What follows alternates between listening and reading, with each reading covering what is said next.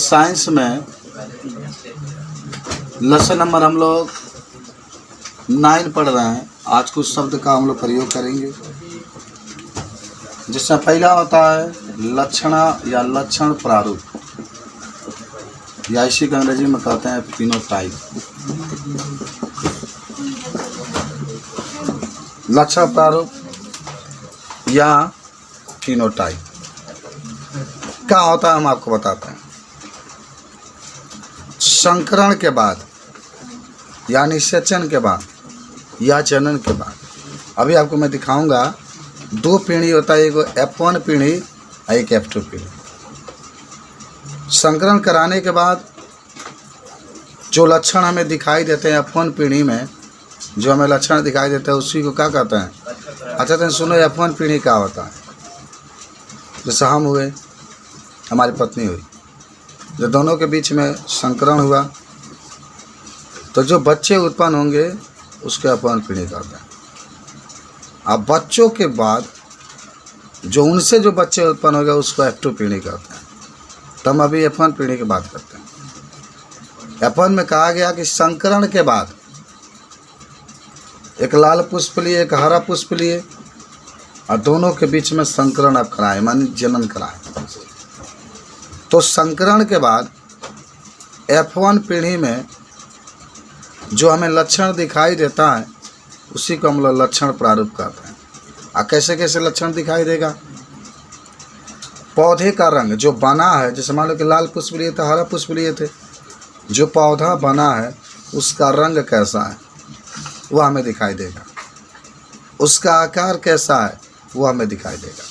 उसकी आकृति कैसी है वो हमें दिखाई देगा। इसी को हम लोग कहते हैं लक्षण प्रारूप, या इसी को कहते हैं फिनोटाइप। कुछ समझे। माने संकरण कराने के बाद F1 पीढ़ी में जो हमें लक्षण दिखाई देते हैं उसी को हम लोग लक्षण प्रारूप। तो लिख लो अभिधान सब लिखो। संकरण कराने के बाद, संकरण कराने के बाद F1 पीढ़ी में जो लक्षण दिखाई देता है। पिंड बाजा लिखो ना अब भाई बायोलॉजी पढ़ो। संकरण कराने के बाद F1 पीढ़ी में जो लक्षण दिखाई देता है उसे लक्षण प्रारूप कहता है। क्या कहते हैं? लक्षण प्रारूप कहता है। और आप लिख सकते हैं लक्षण प्रारूप में, लक्षण प्रारूप में क्या लिख सकते हैं। कोई पुष्प होगा, पुष्प का आकार,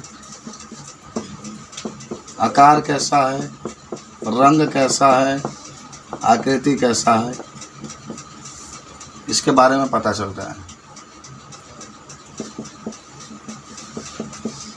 एकदम आप याद रखिएगा।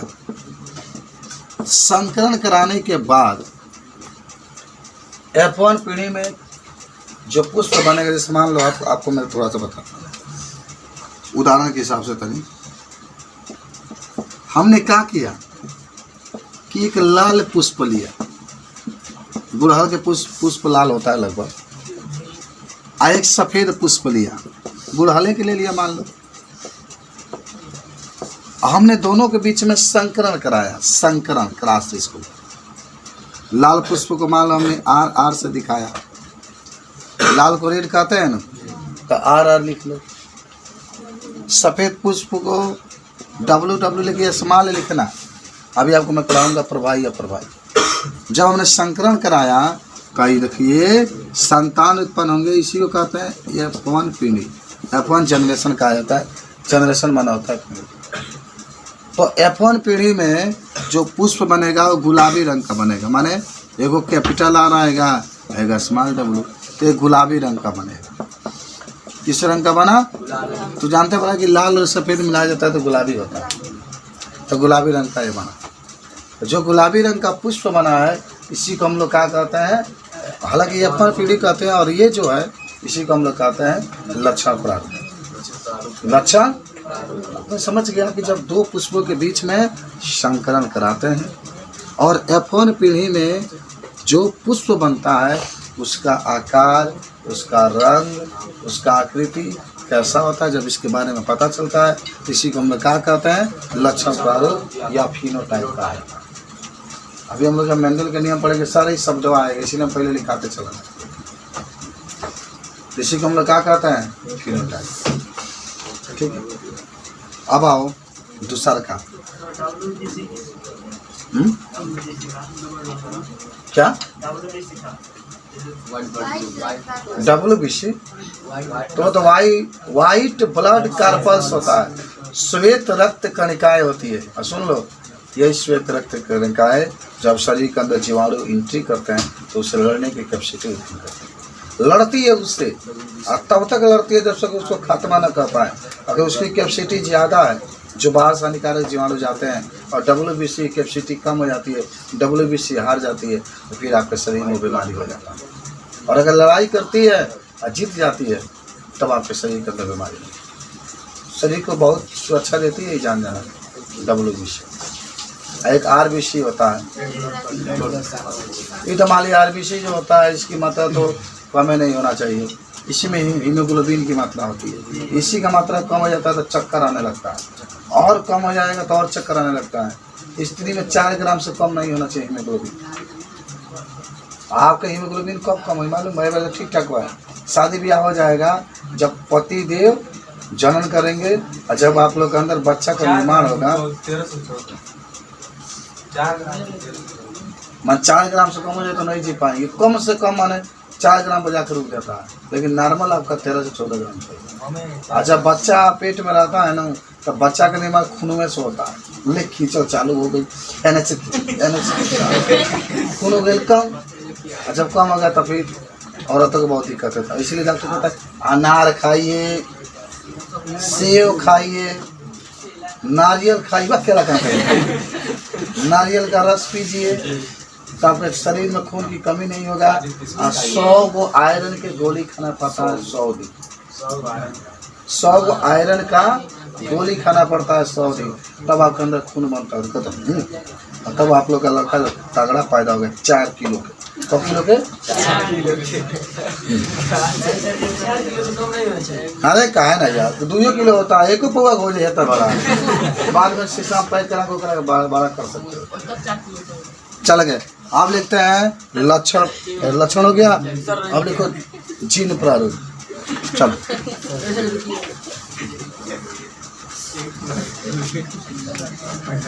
जीन प्रारूप 100 ग्राम के। जीनोटाइप हो गया, चलो पढ़ो, कौन बात के बाबा रिपीट नहीं किया, खराब है, एक बार हो गया। चलो जीनोटाइप या इसी को हम लोग कहते हैं जीन प्रारूप। तो सुनो कहानी इसकी क्या होगी। जब 2 पुष्पों के बीच में संकरण कराया जाता है, अभी आप लक्षण प्रारूप पढ़े, अब जीन प्रारूप। जब 2 पुष्पों के बीच में संकरण कराया जाता है तो जीन की जो संरचना प्राप्त होता है, जीन का जो संरचना, जीन में सुन लो, कैपिटल T को गो, जैसे कैपिटल देख रहे हैं अभी आप, कैपिटल T कितना है, 1 मिनट, कैपिटल R को गो है, स्मॉल T को गो है, कैपिटल T स्मॉल T कितने हैं, इसके जब काउंटिंग करते हैं तो इसी को क्या कहते हैं, जीन प्रारूप। क्या कहा गया कि संकरण में जब 2 पौधों के बीच में संकरण कराया जाता है तो F1 पीढ़ी में जो हमें जीन की संरचना प्राप्त होती है तो उसी को क्या कहते हैं, जीन प्रारूप। अब एक चीज़ के लिख लेते हैं, लिख लो। याद हो रहा है कि नहीं बायोलॉजी, एकदम याद होना चाहिए, लिख लो। जब 2 पुष्पों के बीच, में पुष्प की हम बात करते हैं और व्यक्त भी हो सकता है, जब 2 पुष्पों के बीच संकरण कराने पर, संकरण कराने पर F1 पीढ़ी में जीनों का जो संरचना प्राप्त होता है उसे जीन प्रारूप कहते हैं। जीनों के जैसे संरचना प्राप्त होता है तो उसे जीन प्रारूप कहते। सबको याद हो गया। बहुत सिंपल सी बात आपकी रही। जीनों की जो संरचना प्राप्त होती है सब लोग क्या कहते हैं? जीन प्रारूप कहते हैं। हो गया?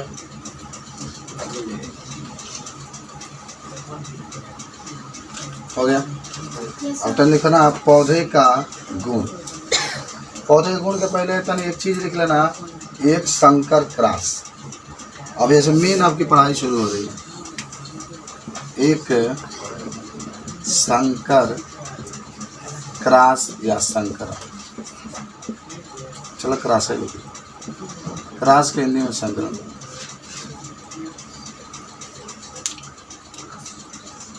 एक संकर क्रॉस। देखो आपको बता दें, अंग्रेजी में इसको कहते हैं मोनो हाइब्रिड क्रॉस। लिख लो थोड़ा सा, मोनो हाइब्रिड क्रॉस। बस ये कहाँ से पढ़ना है ये आपको पहले बता दें, खूब समझो। यही मेन आपके माने बायोलॉजी के शुरुआत हो चुकी है, समझ रहे हैं ना? तो कहोगे कि इसमें एक संकर में क्या होता है ना, पहले समझना बहुत ध्यान से समझाना पड़ेगा तभी आपको पता चलेगा। देखो समझो कि जब एक समय में, कितने समय में, एक पौधे के केवल दो विपरीत लक्षणों को लेकर के संकरण कराया जाता है तो उसी को हम लोग कहते हैं का एक संकर। जैसे मान लो कि कोई पौधा है और आपने कहा कि एक लाल पुष्प ले लिया। किस रंग का ले लिया? लाल। एक सफ़ेद पुष्प ले लिया। बस एक ही का लक्षण लेना है इसमें। अगर हाई पुष्प लेंगे लाल तो पुष्प लिया और कुछ नहीं, लेकिन अगर लाल लिया है तो इसका विपरीत होना चाहिए सफ़ेद। तो आपने क्या कहा कि जब दो विपरीत लक्षणों वाले पुष्पों के बीच में, जीवों के बीच में संकरण कराया जाता है तो इसी को हम लोग कहते हैं कौन संकरण? एक संकर संकरण। एक संकर क्रॉस या संकरण। क्रॉस हिंदी में संकरण भी कहते हैं। क्या कहा गया कि जब माने एक समय में केवल पुष्प के एक ही गुण को ध्यान में रख करके जब उसके बीच में संकरण कराया जाता है तो उसे एक संकर संकरण कहते हैं। देखो जब एक ही समय में, समझो एक ही समय में पुष्प के एक ही गुण को, पुष्प के ध्यान में रख करके जब संकरण कराया जाता है तो इसी को क्या कहते हैं? एक संकर। जैसे अगर आप पुष्प लेते हैं तो वो लाल पुष्प लेंगे तो एक हरा पुष्प, एक लाल पुष्प लेंगे और एक हरा लेंगे। ठीक है, ये भी एक लक्षण ले सकते हैं। या चाहे तो एक गोल पुष्प लेंगे, एक हरा लेंगे। गोल बीज ले लीजिए उसका तो हरा बीज ले लीजिए, इसको आप ले सकते हैं। या लंबा पौधा ले लीजिए तो बौना पौधा ले लीजिए। तो ये भी आपको माने दोनों लक्षण विपरीत होना चाहिए। दोनों लक्षण क्या होना चाहिए? माने जब एक ही समय में पौधे के केवल एक ही लक्षण को ध्यान में रख करके संकरण कराया जाता है तो उसका एक संकरण करता है या क्रॉस करता है। यही जब बताया था नहीं कि द्विसंकर भी आपको पढ़ना। मेंडल का 3 नियम है। मेंडल के कितने नियम? पहला नियम है जानते हो, प्रभाविता का नियम। पहला कौन नियम है? और दूसरा है पृथक्करण का नियम। पहला प्रभाविता का नियम, दूसरा पृथक्करण का नियम और तीसरा है स्वतंत्र अपविहवन का नियम। 3 नियम है। कौन कौन? प्रभाविता के नियम। पहले याद करो प्रभाविता के नियम, आप पढ़ना, आपकी किताब में दिया भी है मेंडल के नियम। तो पहला आपका है प्रभाविता का नियम और दूसरा आपका है पृथक्करण का नियम और तीसरा है स्वतंत्र अपविहवन का नियम। स्वतंत्र अपव्यवन का नियम। तो सुनो, मेंडल का पहला नियम और दूसरा नियम। मेंडल का पहला नियम और दूसरा नियम ये किस पर है? तो एक संकर क्रॉस पर आधारित है। किस पर? कई बार ये प्रश्न पूछा जाता है कि ये मेंडल के कौन कौन से नियम, खाली कह देगा पहले तो मेंडल के तीनों नियम के खाली रूप लिखिए। तो तीनों नियम तो याद हो गए। पहला के नियम का क्या नाम है? प्रभाविता का नियम। दूसरा पृथक्करण का नियम और तीसरा स्वतंत्र अपव्यवन का नियम। तो मेंडल का प्रथम नियम और द्वितीय नियम किस पर आधारित है? एक संकर क्रॉस पर है। एक संकर क्रॉस पर। और अभी आपने बताया कि एक संकर क्रॉस किसे कहते हैं या एक संकर संकरण किसे कहते हैं कि जब पौधे के या पुष्प के केवल दो विपरीत लक्षणों को एक साथ लेकर के संकरण कराया जाता है तो उसको क्या कहते हैं? एक संकर। एक लाल पुष्प एक सफ़ेद पुष्प, एक लाल एक सफ़ेद, तो एक ही गुण है। या एक लंबा पौधा एक बौना, एक ही गुण है। और तो समझ लो द्विसंकर संकरण, द्विसंकर संकरण। समझ रहे हो ना? अच्छा, एक चीज़ हम आपको थोड़ा सा बताना चाहूँगा। द्विसंकर वाला बात ये समझे हो ना? सुनो, तब समझ लो कि तन कन्फर्म हो जाएगा कि एक संकर कि जब पौधे के दो लक्षणों को ध्यान में रखकर संकरण कराया जाता है तो उसी को कहते हैं हम लोग का द्विसंकर। दो लक्षण क्या हो गए? सुना, मान लो एगो लंबा पौधा ला, एगो बौना पौधा, एगो ई लक्षण भाई। जगह बौना लेबा तो बौना के विपरीत लक्षण, लंबा लेबा तो विपरीत। आ एमे एगो बीज जौन बा पौधा के अंदर एमे लाल लेला तेने सफ़ेद लेला, तो ये दूगो लक्षण बा। देखा एगो लंबा आ लाल बीज, बौना और सफ़ेद बीज, जब दो लक्षणों को ध्यान में रखकर संकरण कराया जाता है तो इसी को हम लोग क्या कहते हैं? द्विसंकर संकरण का। और मेंडल का तीसरा नियम इसी द्विसंकर संकरण पर आता। तीसरा नियम समझे हो कि जब दो लक्षण को ध्यान में रखकर संकरण कराया जाएगा तो इसको द्विसंकर संकरण। तो चलो लिखते हैं पहले एक संकर संकरण। कितने लोग एक संकर संकरण के बारे में बता सकते हैं? भाई लोग बता दिया कौन है? जब एक लक्षणों के ध्यान में रख करके संकरण कराया जाता है। देख लो, याद है। देख लो, जब एक लक्षण को एक विपरीत लक्षण को ध्यान में रखकर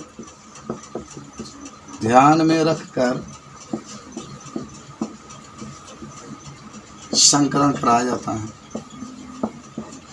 संकरण कराया जाता है तो उसे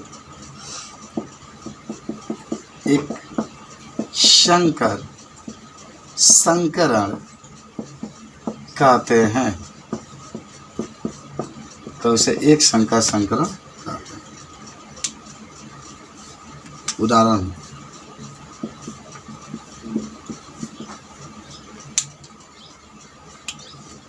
लंबा पौधा और बौना पौधा, बौना पौधा के बीच संकरण।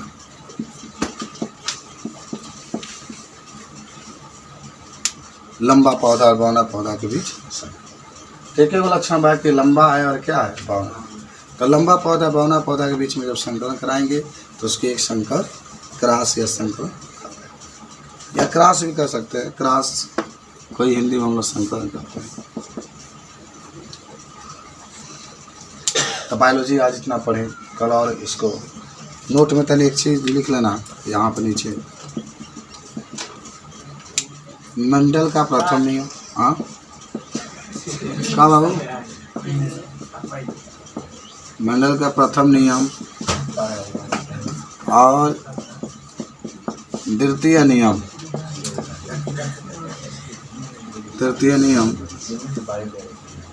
एक संकर क्रॉस पर आधारित है। एक संकर क्रॉस पर आधारित जानते हो बायोलॉजी में जब पढ़ रहे हो पाठ में, ये जो पाठ हुआ 12 में 3 गो पाठ में बट गई। 3 गो पाठ में बटा है, ये पाठ हुआ। सोचो, हाँ ये जो 9वां पढ़ रहे हैं और जब 8वां पढ़े तो वो 3 पार्ट में बढ़ गई। 11 में बायोलॉजी में जानते हो वो पार्ट है, ढेर नहीं है, 22 गो 22। हाँ 12 में 16 है।